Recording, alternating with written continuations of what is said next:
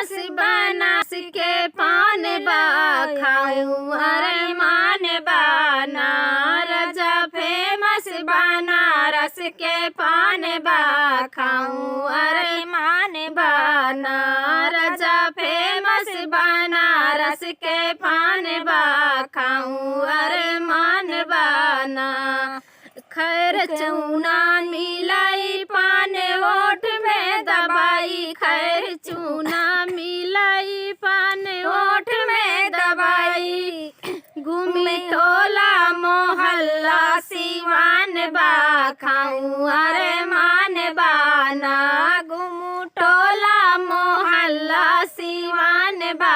खाऊं अरे मान बाना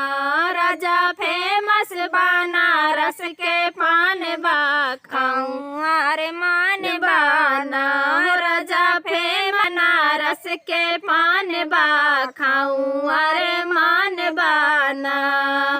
चल चल मत वाली लोग एक टक निहारी चल चल मत वाली लोग एक टक निहारी रहब चर्चा में बढ़ल शान बा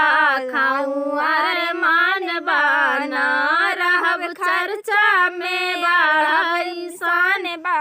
खाऊं अरे मान बाना राजा फेमस बनारस के पान बा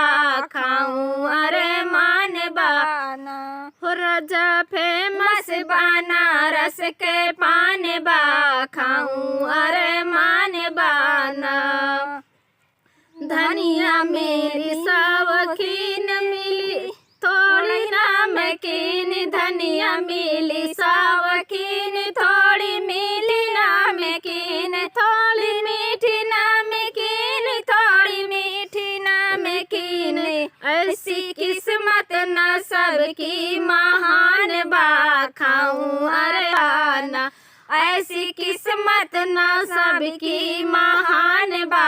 खाऊं मान बाना